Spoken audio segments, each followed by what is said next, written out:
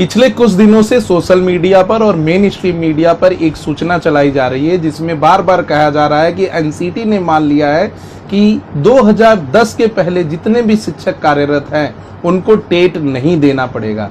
ये गलत न्यूज़ है। ऑनरेबल कोर्ट ने एफिडेविट देने के बाद भी सभी शिक्षकों को टेट पास करने की बाध्यता रखी हुई है। सिर्फ 1 साल का एग्जम्पशन पड़ा है। हालांकि स्टेट ऑफ जम्मू कश्मीर से, उत्तर प्रदेश से, हरियाणा से क्यूरेटिव पिटीशन इसमें फाइल हो चुके हैं और इसमें सभी लोगों का कहना है कि इसको लार्जर बेंच के पास लेके जाया जाए, तब हो सकता है कि कुछ रिलीफ इसमें मिले।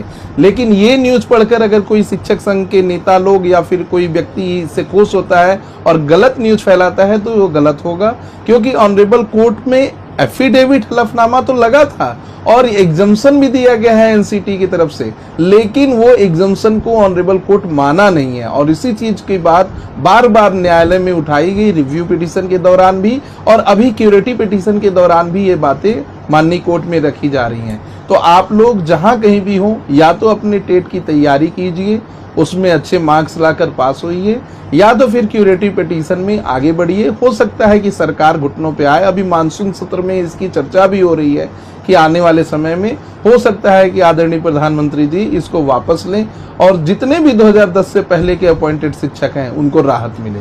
धन्यवाद। साथियों नमस्कार। टीईटी प्रकरण उच्चतम न्यायालय की लार्जर बेंच को भेज दिया गया है।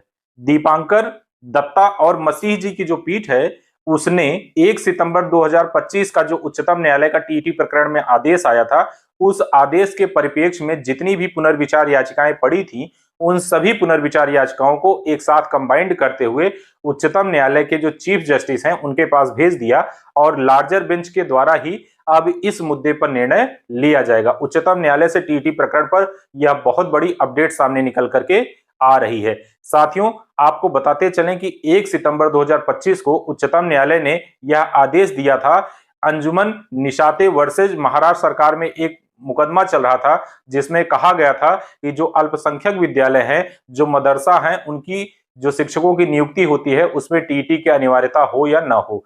इस मुद्दे पर सुप्रीम कोर्ट में बहस होती है, सुप्रीम कोर्ट में इसकी सुनवाई होती है और सुप्रीम कोर्ट ने इस मुद्दे को लार्जर बेंच में पहले ही भेज रखा है दीपांकर दत्ता जी की पीठ ने। लेकिन उस समय यह एक आदेश दिया जाता है 1 सितंबर 2025 को कि हमारे सेवारत जितने भी कार्मिक हैं, जितने भी शिक्षक हैं, उन सभी को टीईटी पास करना 2 साल में अनिवार्य हो। अगर 2 साल के अंतर्गत उन्होंने टीईटी पास नहीं किया तो उन सभी की सेवा समाप्त कर दी जाएगी, उन सभी को जबरिया रिटायर कर दिया जाएगा।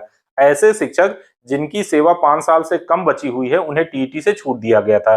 साथियों यहाँ यह भी आपको बताते चले कि प्रमोशन में भी टीईटी को अनिवार्य कर दिया गया है। इसी आदेश के क्रम में जितनी भी राज्य सरकारें हैं वह सभी पुनर्विचार याचिका उच्चतम न्यायालय में दाखिल कर चुकी हैं। उत्तर प्रदेश, महाराष्ट्र, हिमाचल, झारखंड, त्रिपुरा, पश्चिम बंगाल, तेलंगाना, तमिलनाडु, ये कई सारी ऐसी राज्य सरकारें हैं जिन्होंने उच्चतम न्यायालय में इस आदेश के खिलाफ पुनर्विचार याचिका दाखिल की। साथ ही जितने भी शिक्षक संगठन है, चाहे वो प्राथमिक शिक्षक संगठन हो, चाहे जूनियर शिक्षक संगठन हो, सभी ने भी संयुक्त रूप से पुनर्विचार याचिकाएं दाखिल कर दी। कुछ एक शिक्षकों ने भी स्वतंत्र रूप से अपनी पुनर्विचार याचिकाएं दाखिल कर दी हैं।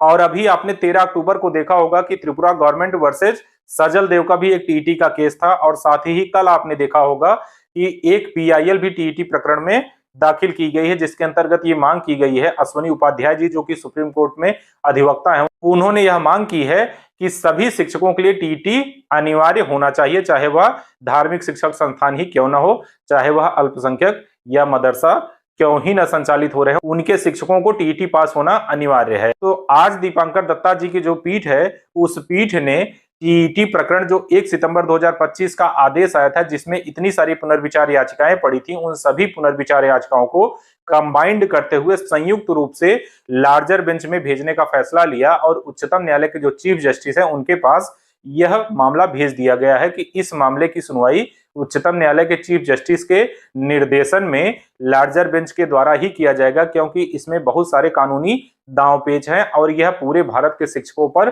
प्रभावी होगा। इस वजह से इस मामले की सुनवाई लार्जर बेंच के द्वारा ही किया जाए। तो साथियों यह बहुत बड़ी अपडेट उच्चतम न्यायालय की तरफ से निकल के आ रही है। अभी के वीडियो में सिर्फ इतना ही। मिलते हैं एक नए वीडियो में नई जानकारी के साथ।